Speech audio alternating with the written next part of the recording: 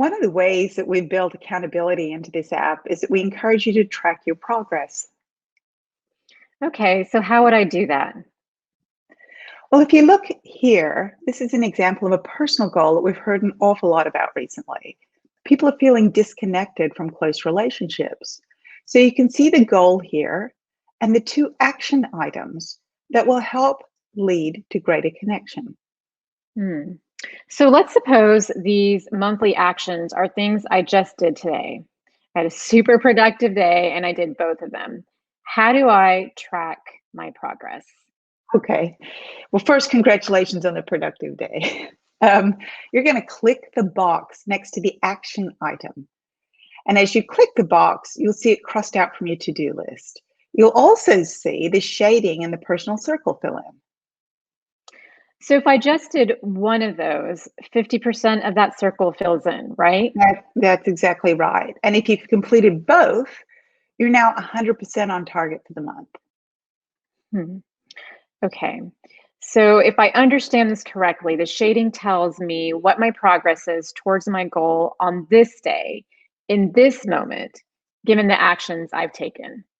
That's exactly right. So if you did not click it next month, for example, Mhm. that shading would get smaller because you wouldn't be on target for doing it every single month.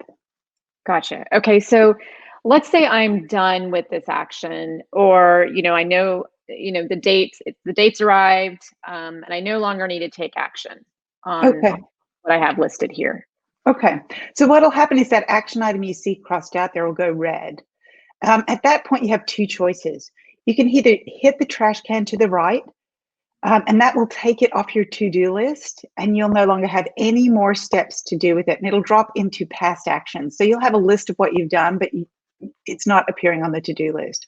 Or you might say, well, I thought I was going to do this for 3 months, but I really need one more. So you can click on the action item. It'll take you back to that familiar list where you start looking at the dates, and you can change the end date on it so you can continue working on it. Okay, so I hit my trash can here, and it Mhm. moves to my goal archive. Great. Right, into the action history. Okay, the action history. So what about the goal here? What Okay. is done with that? Okay, so if you're done with the whole goal and you've achieved it, you can check that one off too. If you check that off, it's going to move that and all the action items down to the goal archive at the bottom. So you'll always have a record of what you've achieved. Now, you can't see it in our version here, but there's a pop-up box that'll appear to make sure you really want to count this as done, because once you've done it, you cannot undo it. So just in case you fat fingered it, make sure you do not click that confirm box. Okay, gotcha. Well, it looks like I can now track, edit, and delete my actions and goals. Thanks, Laura. You're welcome.